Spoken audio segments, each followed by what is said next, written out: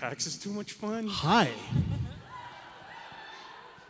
I was like, oh God, are we going to fill this? Is it going to be enough people? And you guys have outdone yourselves. Thank you. Thank you.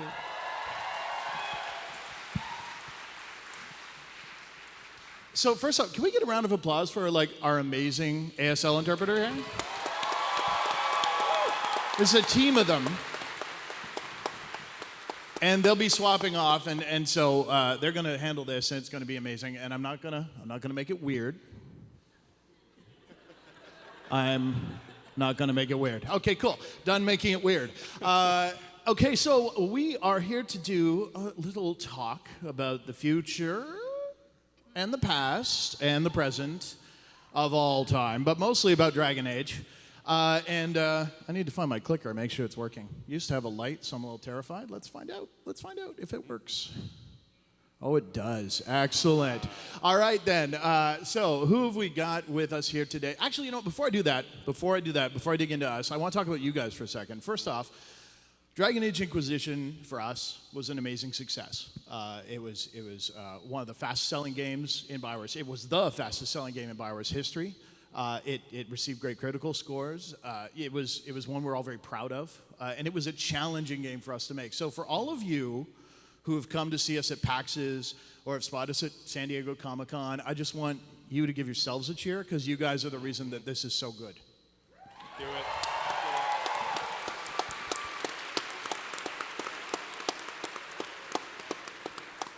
And I probably should have cleaned my glasses because I can't see a damn thing, but I believe our cosplayers, we had a whole bunch of cosplayers that have been doing some amazing work. They're all here. All the cosplay. Yeah. Where are you at? There they are, a bunch over there. We've got people with rift hands.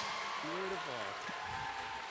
We've got canary horns. We have got some of the best stuff. Look at those glowing daggers up there, enchanted with multiple enchantment types. Oh, that's too cool. It's just the coolest thing because, you know, especially as creators, and we do have multiple artists here. It's like, oh, cool, and then it's real. I know. And the best part is Matt Rhodes immediately is like, which parts were hard to build so we can fix that for next time? Which is yeah, right. Yeah. I for reference, I still am very sorry for all the shepherds out there because I see they can never sit down. Lessons learned. We're getting there. Got to bend at the waist. Oh, God. Yes. Yeah. You sort of slide into position. I know. These are very slippery chairs, too, and I'm worried about the last panel. Apparently, it was exciting. So, that said, let's talk about who we are, and we'll kind of quickly go through the names, get some pictures up there. So, sitting at the far end there, we have our art director, Matthew Goldman.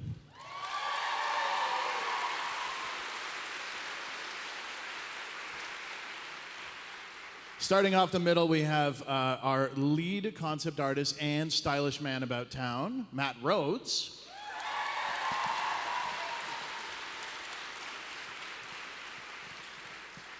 Which I noticed I didn't give you an updated picture, but You that's did me not. 10 You did years not, ago. and I told you what would know. happen. We I would know use your it staff happened. gallery photo. Now we can see I the gave you a ravages photo, of time. didn't you? I know you did, and I realized like about 5 minutes ago that I forgot to update That yours. photo was way better. Yeah, it had pen-drawn eyebrows on it. It was very obscure. Anyway, not to derail, the other middle seat, we have the always lovely and ever-capable localization project manager, Melanie Fleming.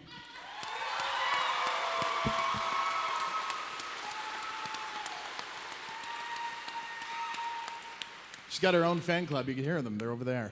Yeah, I'm in that fan club. Card carrying. And my name is Mike Laidlaw. I'm the creative director for Dragon Age.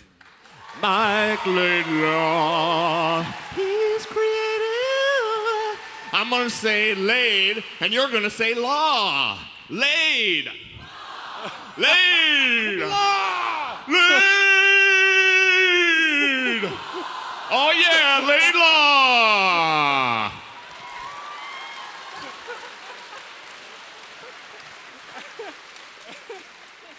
I swear to God, I thought you were joking about that. But all right, there we go. That's the energy we're looking for. I like this. So what we're going to do today is, well, some of you who may or may not have used the internet today may have uncovered certain things where we had what we might call a security breach. So I'm going to be slightly less coy, which is rather awkward for me because that's usually my thing. But we will be talking about some new stuff coming up. But before we did that, we did want to talk a little bit about Inquisition and dig in with these folks about some of the cool stories that came out of the project. Kind of, it's almost a year later, and kind of spend some time with a retrospective, let you guys get a little behind the scenes look and at some of the cool stuff. So I kind of threw that out ahead of time and said, if there anything particular you want to talk about. And I wanted to start with Matt Rhodes, and Sure. It seems appropriate because Matt, being a concept artist, is one of the first people with boots on the ground when any kind of project's being developed. So Matt, tell us this story. Yeah, well, Inquisition was this rare treat. It was, to me, just the highlight of the career, partially because we had the biggest concept art team we'd ever had. But then there was this miracle of game development, which never happens in that very early. We had a spare 2 or 3 months that were just this extra time that never happened. That's magic. And so what it gave us a chance to do was just dig deep into our inner art history nerd. Deep. Yeah, and basically go in, like we love the writers to death, and they've written this amazingly deep history of chantry and politics. There's all this religious history. So we did, actually we've got an image here too, of, we were able to get into tapestries and relics and stained glass and sculptures and just go nuts on it. So finally, like a lot of that history that you'd read in codexes was there. It was just sitting there. It was in some places gathering dust, in some places shining in gold, and it was a really, really great, just present for us. Well, I think we'll bring that up here so we can get a look at it. Hopefully it's there. Yeah, that's... There we go. There we go. Oh, nope, the other one. we went There too go. far. Too far. All right. But also I that. see. My prompter thing is now currently facing those guys, which is good, but we're not going to make it weird.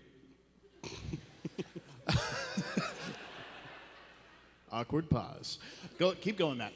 That was pretty much it. I'm solid, yeah. But I mean, right there is basically, Good one, you can Laidlaw. see, that's all the chantry stuff piled together, but Orlesian chantry and Ferelden chantry, I mean, we just went nuts.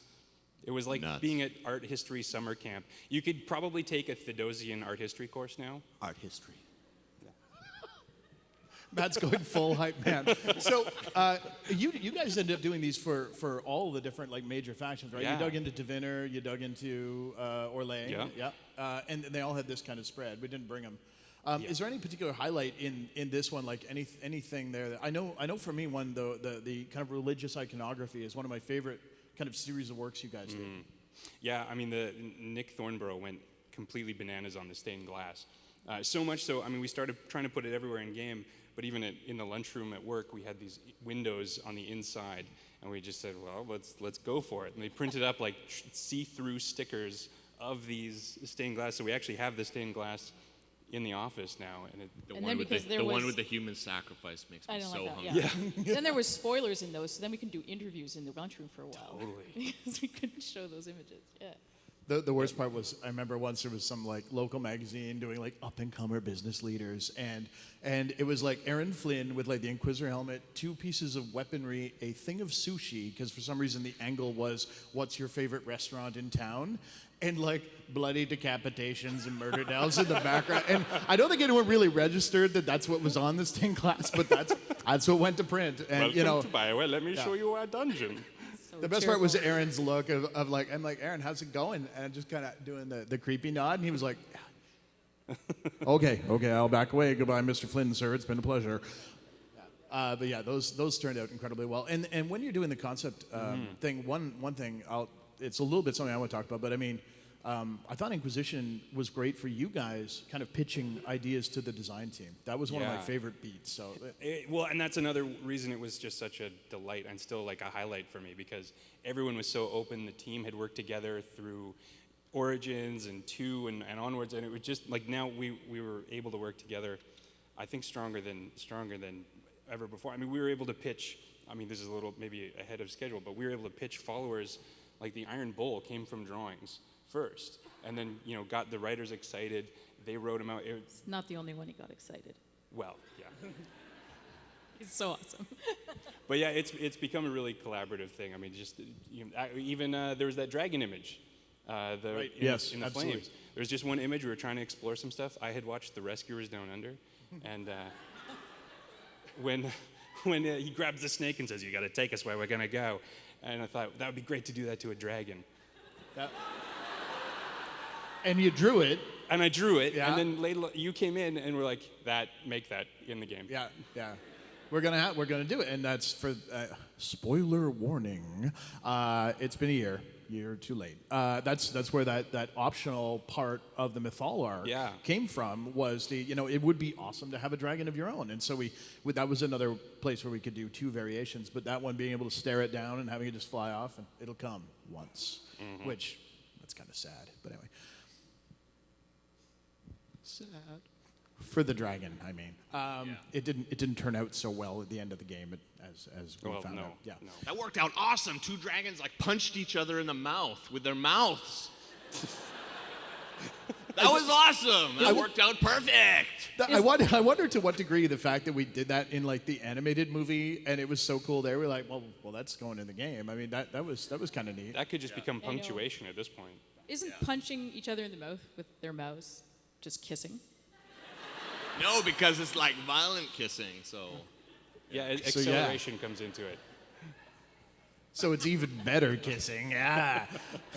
Okay, so as we branch off from concept, one thing that we do try to do is make sure that we're building our content kind of responsibly, and that's something we used to do really late. And invariably it'd be like, well, you can't do that on Russian television or what have you, and then a big bucket of paint would drop on your head. Boy, I've dated myself right there. Yeah, and maybe some of you. But the end result, of course, is that we will even start with the concept art and look for initial watchwords or character stuff. And of course, Melanie coordinates that throughout the project and is as never the bearer of bad news, but simply the bearer of news. And it's up to us to decide if we never want to ship in Japan. Tell us a story, Mel. Yeah, I love concept art that has a lot of characters in it, like this one. And we take a lot of that, first of all, and we try and get all of our languages to understand the world that they're in and the characters that they're doing. But always there are certain characters that are much more challenging to interpret. And I'm talking about translation into, we did 8 languages, French, German, Italian, Spanish, Brazilian, Portuguese, Russian, Polish, and Japanese. And each of those cultures has different ways that they interpret things. Their perception is different of different characters, and even down to something like, not just the words, but even like the gestures and things that they will use. The language that they will use, even the clothing that they wear has different meanings in different cultures.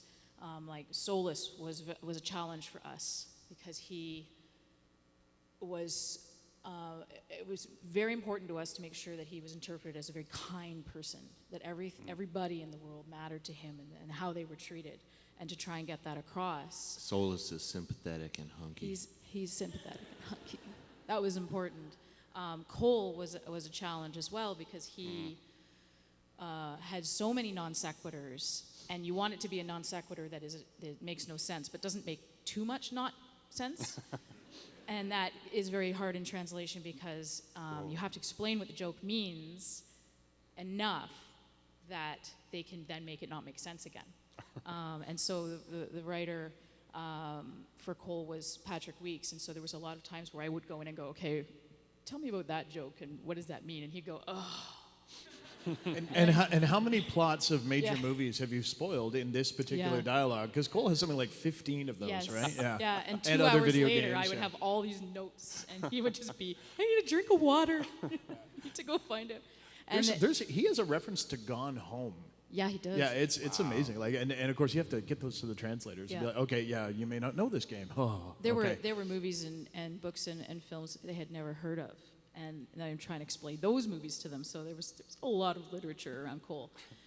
But the gold medal winner for difficulty, the thing I'm most proud of that we pulled off was Sarah.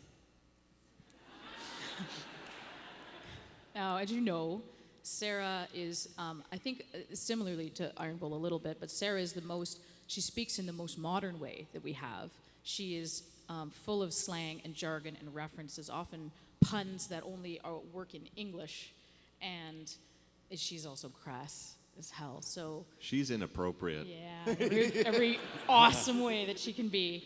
And so the thing that I remember most of all, we have questions from all of our groups, the translators, the voiceover artists, the testers, some guy from Poland in marketing, like anybody can ask us questions, and we have a giant document. We keep all this in it, and they all share it so that they can look at each other's questions and see what they're asking and make sure that they're all on the same page. And so over the course of the project, we have like over 6,000 questions, I think, that we answered on Dragon Age Inquisition. And one of them was from the Japanese translation team, and it was on this picture of Sarah. You got it up there? Okay, so the Japanese So does Sarah. don't necessarily have this gesture. And so the question was simply, She's what is cleaning she a doing? sink. I thought it was universal. Well, like not without no. tentacles, right? well, Yeah, they knew it was Sarah because they translated half the game. So they're like, the actual question was, is this dirty? This is dirty, right? Is this dirty? But because all the other languages get to see this, yeah, all the other languages were reading all this. So because I'm writing my answer, which was basically, no, hell no, it's not, in a little more detail. And the Polish team went, oh, we thought she was rolling up her sleeve. Sorry. We'll redo that. Sorry. Okay, sorry. There's one of those fade stones inside your mount, and she's getting ready to go after it. Yeah. As you would put it, being an old dairy farmer guy, it's maybe she's describing a story about birthing a cow or something. I don't know. Could be. This is just making me realize I don't know if I've ever explained that gesture. Can in you explain public. the gesture? Now is the time That was- because Dude, you, I sir, have a made captive shit up. All audience. right, I've never talked about this before, but a friend back in art school was trying to signal me from across the room. And so eventually all of his hand signals started to get more and more and more awful. And this actually continues. There's a next step to this, which I could show you if you want. I'll hold your microphone. As long as you don't have to Imagine explain it to Japan. From across a really loud room. Yeah. All right. Don't worry, it's being Twitch streamed.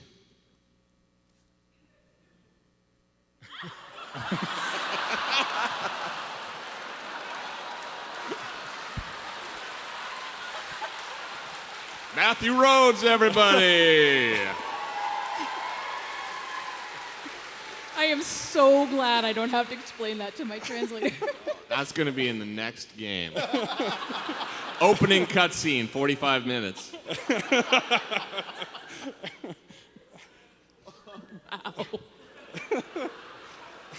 Every story I hear about this so-called art school you guys go to is... It's always kind of like that, yeah. Art school is pretty inappropriate a lot of the time. Did You Sarah should, you go? should go to art school. I don't know if I want to sit on the same couch. We're such a nice boy. Oh God! All right, how to follow? Okay, we're gonna try and bring it down to sex so we don't go into the moon. That's where wizards come from. What I'm thinking is in the process of getting this kind of stuff across, you actually did you brought teams together to say, okay, everybody explain at a high level what we're doing here, and this is the first time we've really done that. Like, what was involved in kind of getting the translators kind of like directly talking to writers and stuff? Well, we did just that. We had phone calls that we had to be at a certain time of day because the world is large and there are different time zones.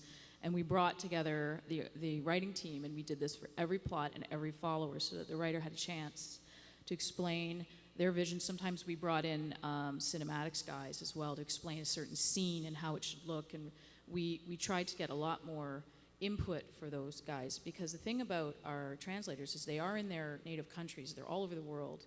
And due to, even though there is vast security features that our company practices, there's so much risk. We don't want to leak anything. We don't want to spoil anything. So we don't let our translators play the game. In fact, it's not so much but it's so prohibitive to get them a copy of the game that they can understand that is far enough along that we just don't bother, and we end up just connecting the people instead, which is probably smarter and better anyway, because the enthusiasm and the excitement that our team shows is infectious, and then it infects the translators as well, and they get excited. And so our translators end up being a little bit more like ghostwriters or something, because they really have to take the game and interpret it in a way that is the same game, but is at the right level for their culture, in a way that they're going to understand, and jokes that they understand. I mean, those bard songs that we did in the tavern, the lyrics for each of those songs in different languages, same for French and German, Polish, they are different, so that the song sounds good. It isn't just a literal translation of the English words. We made it so that the meter and the tempo and everything works in each language. And let me tell you, German words are really long, so that was a bit of a challenge. So every single line of the bard songs in German are just one word, because that's all we can fit. But it's those kind of things where you can connect people, that they start to have their own ideas and go, well, have you thought of doing this? And we kind of go, oh, no, we hadn't thought of that. And we bring it back around to the writers, and then someone like Luke Christensen or Dave Gator will go, oh, geez, I never thought of that. That's a good idea. Oh, now I have a picture in my head. Oh, I must write it down. And then they go away and do that. So it can be extremely corroborative, and you learn things from other cultures and bring that into the world, like in influences in Orlais or influences for Eldon that you may not have known, or that you can sort of, because they are fictitious cultures, but there are things that you tweak and kind of go, oh, I didn't know why, arches in German cathedrals look like that. And somebody will know and explain it, and you'll go, oh, well, that makes sense. Oh, well, then we could do this. And then it expands from there and gets deeper and deeper and more interesting. There's a I don't know how great this story is, but I'm going to give it a whirl about the bar songs. There were two guys, I would say, and you were heavily involved there, that were kind of the prime movers in hooking up Meriden, the bard that sang. And they were both like determined to make it like premiere, right? To really, really make it work. Because if we'd use like our standard conversation system, and Lord, one day we will fix this, the default behavior would have been like, sing a line, pause, sing a line, pause, and that sounds terrible. Like it just did not work. So we tried it like that, and it was not there. And I want to like, while on internet TV, there's a fellow named Jason Hill, who is a designer on Dragon Age Inquisition, who poured his life into Haven and Skyhold. He died on his own hill. Yeah, he did. Jason died on his own hill. He was a husk of a man, but he was dedicated by God to getting the bard to work and work in multiple languages with subtitles while other dialogues could be going on. And that was his opus. It was incredible. Yeah, he looked up to me one day, kind of tired, and I felt so bad because it was a passion project, and he said to me, "This is my high dragon, and I have slain it." And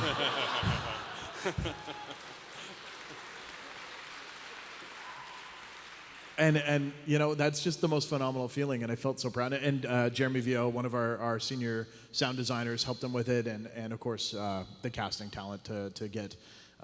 We actually worked with an external group to do the bard songs, and we liked it so much we decided to do some more. And we'll talk in a little bit about where those maybe might appear. Creative hype man. So I wanted to take a minute and talk about. I wanted to talk about the characters in the game, the followers in particular, just as something that I'm particularly proud of. I think Inquisition was our largest cast, and we didn't do that just because it was a gimmick. We did it because we had a lot of ideas, a lot of points of view we wanted to get across, and we had a lot of different, conflicting personalities. We also had this weird mechanical desire to make it so that if you really, really wanted to play with just like 4 warriors, you know what? This is the game where you can do that and just shield bash forever, right? And in the end, I'm not sure if that was maybe the best goal, but I mean, you got to remember we were all reacting to Dragon Age 2, and that was a very special time for us. little PTSD and points, and it was just like you special. If it's one of those things where if you have you have a lot of people going, you took away a lot of customization, or you forced me to always use Anders as my healer, and that guy blew up a church, and right? I was like, oh yeah, actually, fair cop. Well done. You got me. That was not a good call. So I decided we were going to just make that impossible, right? That characters could do whatever you wanted. Varric could use a dagger if you're wrong in the head, he could, but it was possible. And the other big element for us was exploring the idea of having these significant and major non-player characters that were almost party members in the form of the advisors. And Mass 3, I think, had done some initial work on this where they had Cortez as your shuttle pilot and of course Edie, who became a party member but was, and Joker, of course, throughout the entire series. So we were confident that would work, and we thought, what if we treated them like they were full characters? And, we had romances with Josephine and obviously with Cullen. Still get tweets about Cullen. Sometimes they're real hot, sometimes real hot with different capitalization. It's crazy. There's a lot of different Cullens out there. But the best part is that the characters really seem to gel. And while, some people are like, I liked Origins better, some people really love the DA2 characters, I think that what we did with them is not many of them hit you as this kind of neutral, beige kind of milquetoast. I guess we saved that for the pajamas. But you either kind of really liked them or you really kind of didn't. And in that case, I always feel that they're really successful as characters because they evoke some emotion and they evoke some feelings. I mean, Matt, what's your phrase for like your entire job? I move colors around until people feel things.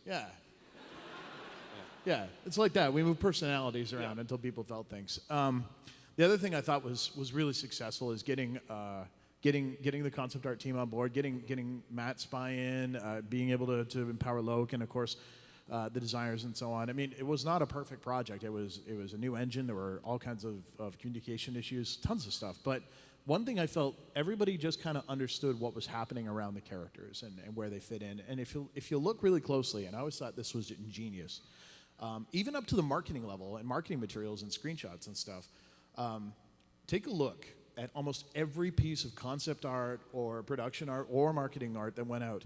You'll notice, including this one, that Solus is never looking where everyone else is looking. He's always looking at you. Always. Because Solus is intrigued by you, and Solus as a character had different priorities than everyone else in the game. And of course, those of you who beat the game, well, I got some good news for you, but anyway, those of you who beat the game later, there's a timer, and I have a mental point at which I'm just going to be like, all right, let's do this. Anyway, whatever, half of you already know what I'm talking about, but it's cool. Anyway, so the fact that was all the way through in a running thread to me was just incredibly powerful because it did represent, I think, a level of buy-in that we didn't necessarily see across all the previous games on that front. And I mean, hindsight, there's always changes you'd make, but I was happy with this cast of characters and the way they interacted with the world and the way that we were able to weave their personal plots into different beats, that they weren't just like cookie cutter, well, you talk to them till liked, you talk to them till loved, and so on. So they reacted to different plots. I mean, the fact that Iron Bull's romance actually couldn't begin unless you slayed a dragon, I think was really quite cool, right? And it represented an interesting hybrid of gameplay and storytelling that we had not done as much as I think we should do and should be doing more of in the future. So, yeah, that's one thing I came away really happy with. But I really want to give the floor for a minute to our art director here, Matt Goldman. Tell us the story. Hi, everybody. I'm Matt Goldman. I'm the art director. Art director. I like to direct. There's so many things. I'm super, not pride is a sin, but I'm so pleased with the way Inquisition turned out in the teamwork and being able to draw up tarot cards and do everything. That was amazing, and I loved it when Lord Laidlaw came and said, "Bring me a horse." I'd say, I don't have one horse. I have 31 horses. I have nugs and dracolisks and horses also. So basically trying to exceed the expectations of the design team and the player base too. But probably the thing I'm most pleased with is the way the level art turned out. Any environment artists in our crowd? One? You're the throbbing aorta of where game design and art all swirl together. So the one thing over the oh yeah, that's my I have an aura of technical incompetence that allows me to disable anybody's computer by just gesturing at it, and I see that it And apparently an entire stadium's lighting. Well that is done. so awesome. I am like Magneto or something. But anyways, the levels through the years, like I started on Baldur's Gate, which is a while ago, and thank you very much. In that game, there was just acres and oodles of giant maps that you could go in the wedge formation and get rid of all of those annoying black pixels, which I spent so many hours doing. Like 7 Cities of Gold, right? The most classic gameplay. I must clear the entire North American continent. Yeah, exactly. Just like a horde of locusts. So what we wanted to do for the levels this time is, over the years we seem to have kind of eroded the amount of exploration space. So this time I was like, by the time the player gets to the hissing wastes, they're just gonna go, oh God, not another one! Laidlaw, you cruel bastard! Honestly, I'm not sure it was the hissing waste. I think it was the first shard in the hissing waste. Oh yeah. Okay. Anyways, so yeah, the level art is just. I thought it was really super. Had a nice palette of colors, and I just like the idea of being able to search around and look under every nook and cranny and flip sticks over and poke grubs and look at you can really zoom in on the grass, and every time you come over a rise, there's just another rise over there. That happened to me in the I had that experience just in the Hinterlands. While it was in development, I hadn't played it for about a month, and they added like a whole other half to it. So I came over the rise and like, oh. Yeah. That's right. Keep running. Druffy's got to follow you all through those rocks for like 90 miles, and you get 1 XP. So yeah, I love the environments. I love the colors. I love standing portentously over people's desks and saying topography equals destiny, and then disappearing behind a curtain and waiting for work to be over so I can leave. Yeah. Smoke bomb. Yeah. Ow! I'm actually just under your desk. Yeah. So yeah, and one of my favorite areas was I really since Baldur's Gate, it's like we haven't had a castle. We always have like a rocket-powered bamboo fighter ship or something, which is also cool, but really hard to put your wardrobe in. Jade Empire, call back. Yeah, that's right. I'm gonna make one, even if nobody else likes that game. I do. Anyways, I've finished talking about environments. They're my favorite, and they turned out pretty awesome, I thought. Do you have any other particular hot point stories you'd like to share? I do have a little story. It's how long would you say the story is? Like 3-4 inches? Okay. This story is about how much detail is in our game. You know how I was saying it's fun to look around under all the rocks and things like that? Well, sometimes, as an artist, you just have to close the door and have a little tender moment with the model you're working on. And one of our guys has more tender moments per week than you think is really appropriate. So he was working on a character, and he was like, oh, look at the padding on the inside of the helmet. Oh, that's so amazing. Look at the inside of those shin pads. That's really realistic. I think multiple people's faces have been delicately rendered into parts of pauldrons. Yeah, and it's like on the underside where you literally can't see it. No matter what you do, you can't see it. So one day, I was like, you can't see this detail. Have you actually played our game? You cannot fly inside of somebody's glove. It can't be done. There's no mode for that. Although maybe there should be a first-person mode, camera mode. But anyways, we finished one of the characters, and I was like, this is so meticulous, it's amazing. What do you think, boss? I was like, pretty good. Yeah. Not bad, but it's not finished yet. Whoa, what do you mean? Well, it's, I just did the storyboard for the romance, and he's smooth like a Ken doll. We can't ship that. What are you talking? It's not finished yet. So he's like, oh, yeah, I see what you mean. And then, so when I come back later, he's got all the reference of like every shape and size and color and different muff types and like how long should the pubes be? And I'm like, but what do you think? And then so he got a little further down and into the trenches, and he really figured out how veiny and everything. And I was like, yeah, that's pretty impressive. That's pretty impressive. Not bad, but I want a bit more of a lip on the bell end there, like this. All right. So you actually started full-on art directing this project, yeah? Exactly. I need a little bit more of a silhouette on that, so that when we frame it just like this, here's the storyboard, we could have that. And then so after about a week I was like, this has got to be better than Dr. Manhattan's dong, okay? That dong wasn't realistic. That's the benchmark. Okay, it was nuclear powered. Okay, but anyways, after a week, finally got done, and I was like, what are you, crazy? We can't ship that. Made my life a living hell. Yeah, in Japan. and then sick bastard, I enjoyed watching it percolate through the rest of the system as other people discovered it. Did a lot of face palming for the next couple of weeks. So you're welcome, Mel. And- You know what? It was a very nice penis. It was very nice. He's lucky he's cute. That's all I'm If saying. you have a hex editor, you can go through our disk and you can't find it because it can't be seen. Didn't someone show it to you when it was kind of in process, under a sheet, so that?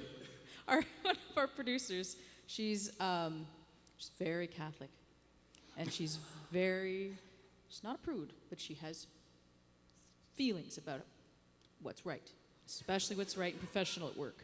And so I think I had to, it was like being ushered into the Illuminati's underground secret lair or something, and there was 9 locks on the door, and she had a sheet over her monitor, and she was like, okay, I'm going to show you something. If it's too much, we can stop.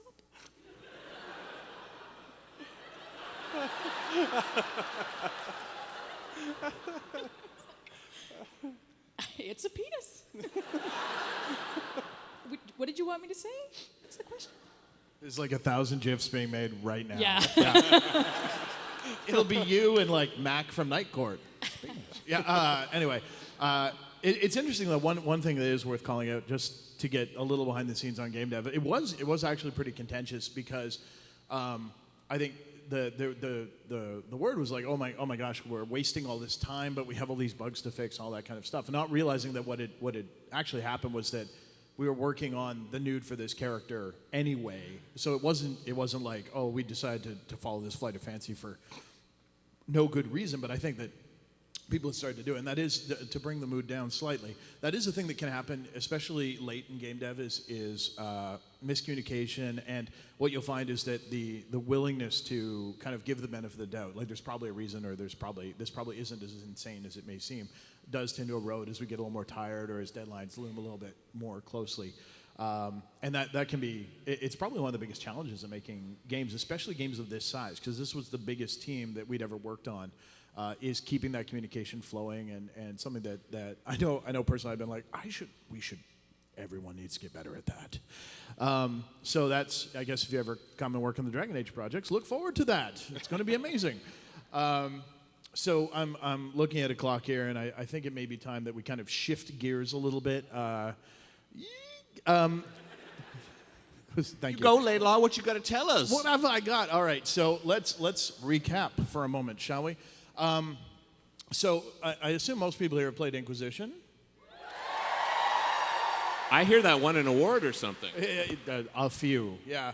And the thing is what we've continued to do, and something we committed to do fairly early, is continue to expand upon the game as it came out. And there were a number of things that we've done. So we expanded for Skyhold some of the capabilities that you had there. If you went down into the Undercroft anytime after a certain patch, you would find you could tint your armor. You could even take dropped armor and then recolor it, tint it, change the shape of it.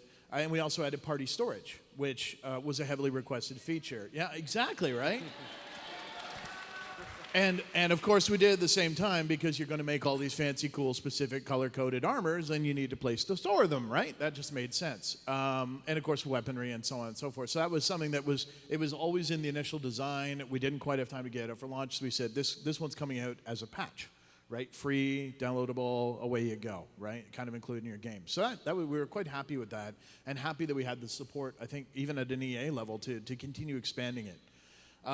We then kept going, and we introduced the Black Emporium.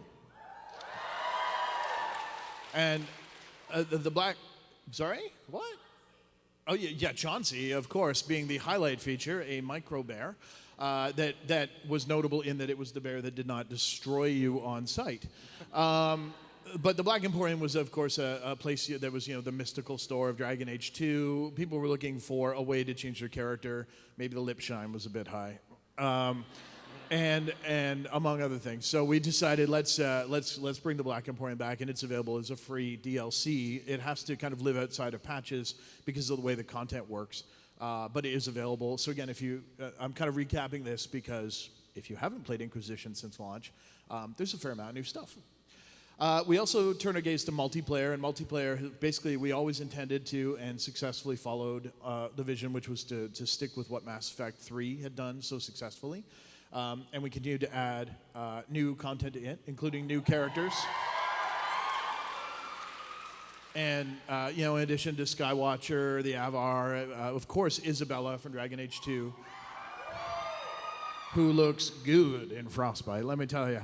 And she's fun to play. These characters had kind of hybrid kits. We recently added the Silent Sister.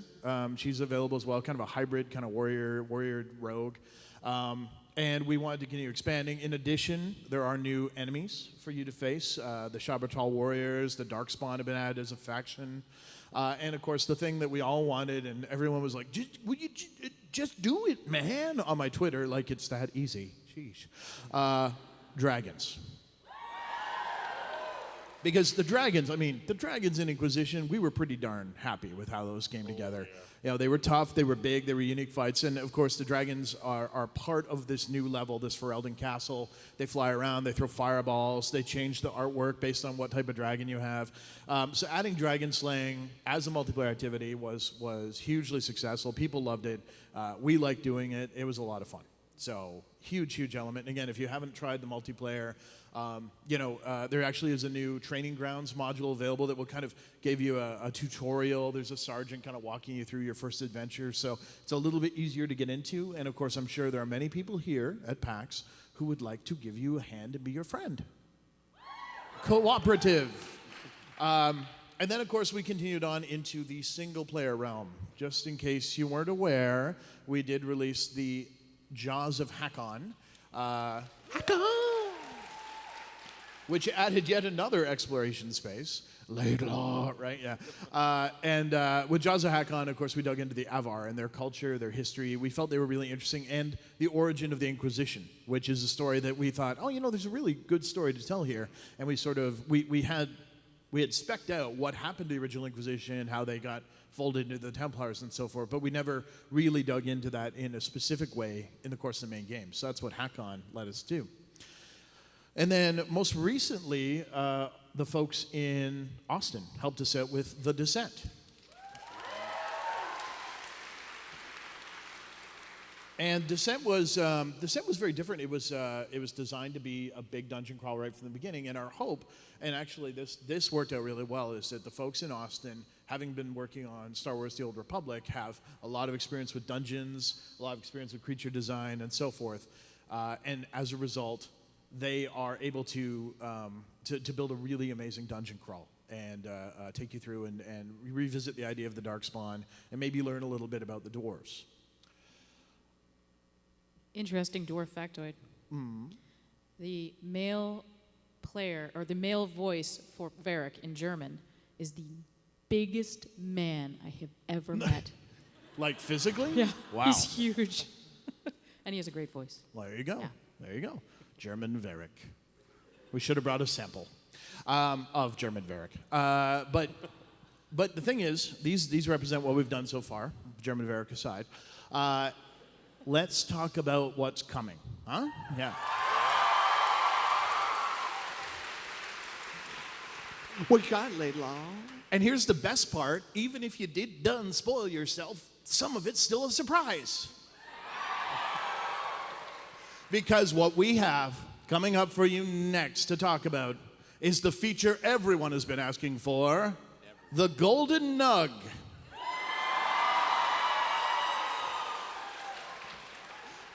And What delightful timing. The folks at Sanchi rolled out the Golden Nug for their booth for PAX. So, what? That's a fair question. The Golden Nug is not quite New Game Plus, but it kind of is, because it's different. So I'm going to explain it to you, and hopefully this all makes sense. What you can do, thank you, Matt. What you can do with the Golden Nug is after you have beat the game and completed the core story, this statue mysteriously appears with its little wavy hand in your base in Skyhold, and you can go down and click on it, and the Golden Nug will essentially upload your collection of collectible stuff to the cloud of that platform. So it's only Xbox One to Xbox One, PS4 to PS4, PC to PC. And what that means is if you have schematics that you've managed to find, they were a hard drop, that kind of stuff, you've found a bunch of the potions, you've collected the mounts, you've got Skyhold equipment or thrones or decorative packs, all of those are synced. And once you do that, a Golden Nug is added to Skyhold and Haven for all your characters from that point on. Click on it again, all that stuff is brought down, you have all those collectibles and so on. So if you finish the Descent, you have the Armor of the Pure, and you're like, I love that look, you can now have it on your like level 4 Inquisitor from the start of Haven. Oh, yeah. Yeah. So I can look my best right from the beginning? Yes. Yes, and of course, with the new crafting stuff, it means once you get to Skyhold, you can start tinting that and blah, blah, blah, blah, blah. So the nice thing about this is you don't have to start a new game to take advantage of it. It happens dynamically for all your characters. So a character mid-game, kind of going to the Winter Palace, will find the Golden Nug at it, again, as soon as you do that sync with a post-game character. And it's bi-directional. So if you find something awesome with someone that's level 4 that you didn't have in your end-game character, you click on the Nug, you get that thing added. So pretty powerful, pretty flexible. Pretty exciting. Cool.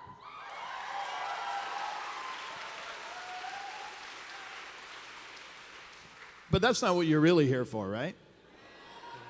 That's not what you're really here for. What you're really here for is what I think is the most exciting thing we've got. Yeah, I know, right?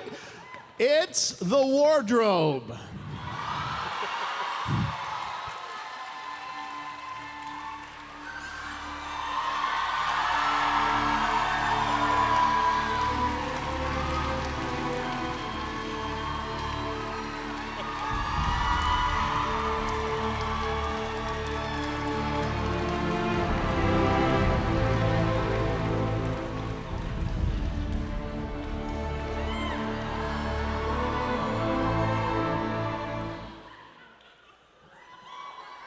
Very abrupt music and boom.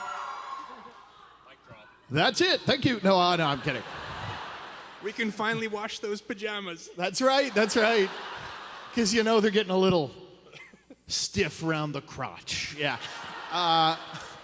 So the wardrobe, I know, better late than never. Sorry. We had to test 100 different scenes that happened at Skyhold with each of the outfits. It was a bit of an undertaking, but we heard several people had suggested that perhaps there was an area to improve. We decided to go for it. There's over a dozen different outfits, including the wardrobe. It will be included in the next patch, as will the Golden Nug, and the outfits are there available for you to do. My sincere hope, we haven't tested it because it's hard to test, is that the crafty modders on PC will figure out some way to use those slots for their stuff. Anyway, you'll figure it out. Regardless, you're welcome.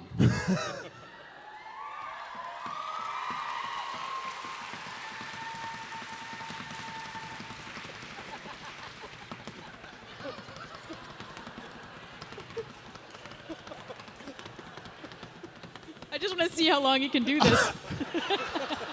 That's immensely distracting. Okay, so then, one more thing.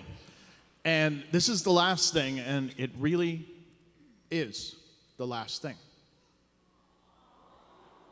This is the end of Dragon Age Inquisition. Dragon Age Inquisition. We wanted to do something special. We heard a lot of feedback about DLCs. We heard a lot of requests. Some people had certain elements of the story that they felt were not tied up. Unless you romanced Iron Bull, in which case I'm sure they were tied up. Yeah, I know. And of course, you guys wanted to see some more impact with the core storyline. You wanted to see more interaction. You wanted more followers. Those were all requests we heard. So we're doing one last piece of DLC. You may have heard something, but anyway, let's treat it like you didn't, because this DLC is an opportunity for you as a player to conclude your Dragon Age Inquisition story. It's the last chapter of this part of Dragon Age. In it, what we want to do is challenge ourselves and do something we've never done before, which means that we're building an epilogue. It's available only in the post-game state. So after you're done, something's added to your war table that once you have this new thing, and it allows you to go into an entirely new story that takes place after the Inquisition. In doing so, it gives you a chance to meet with your friends, your followers, see them, talk to them, interact with them, find out how their lives have been across the intervening 2 years that have passed. Yeah, you'll get to see the tensions of a world that has an organization with its own military and spies that was built to save the world, and the world no longer needs that saving, and what tensions result from that, and what kind of pressures that would put on a leader, your character. It's going to introduce an all-new plot by the Canary, who will provide a major antagonistic role, and you'll get to learn a lot about what they've been up to in the intervening years since Kirkwall, and maybe, just maybe, a few hints of what might be coming sometime in the future. The most important thing for me, though, is that this is the one where you get to define your legacy, where you get to define how the arc of Inquisition is going to wrap up. It is then my very great pleasure to announce Dragon Age Inquisition, Trespasser.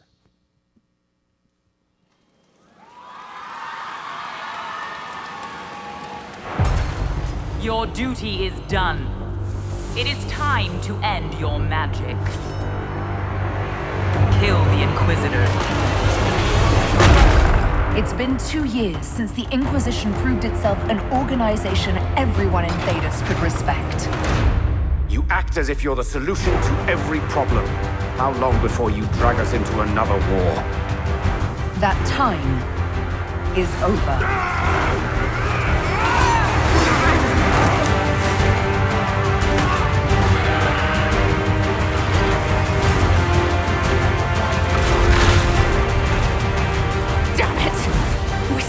Elden, and they're angry. We save Orlais, and they're angry. We closed the breach twice, and my own hand wants to kill me.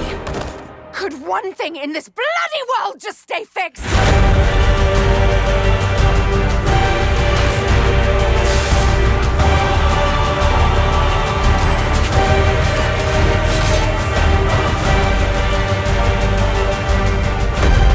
Whatever happens to the Inquisition, the world needs you. I need you. Who's with me?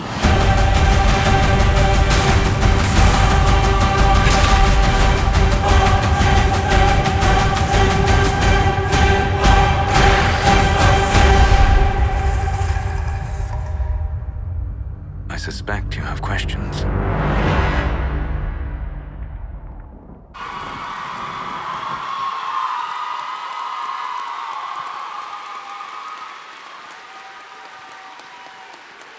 Right?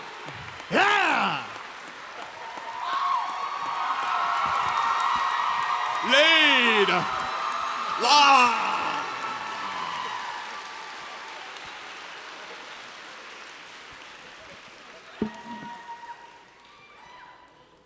And that's what we have for you today.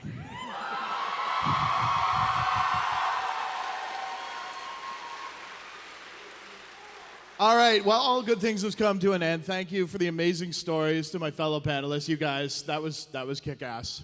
Especially you, Matt. Give it up.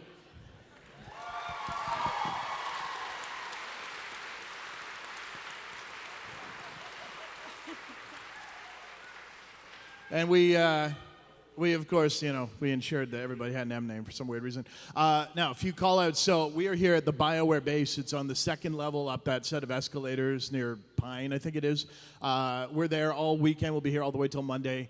Tomorrow we're actually doing an open Q&A in the morning, and I'll be there, so maybe you have some questions. I don't know if you could hear it because everybody was losing their shit, but Sola said, I suspect you have questions. You probably do. And so I may not answer them. I may just say spoilers over and over. Who knows? That's kind of my Twitter thing. And tonight at the BioWare base, we're doing something we've never tried before. We're doing a fashion show with all new outfits for men and ladies, lots of ladies stuff. Which we're doing runway models. It's gonna be so cool. And we're kind of reconfiguring the whole base for that tonight. And I think that's happening around 6:37. Look at the program, it's there for sure. But that should be really cool. So stop by the base, say hi, feel free to deploy high fives and or raised eyebrows if you're, whatever, your mood. And we'll be there, and we were happy to sign things and chat and meet you guys, because honestly, this is why we come to PAX, because you guys make PAX so amazing. So thank you so much for coming.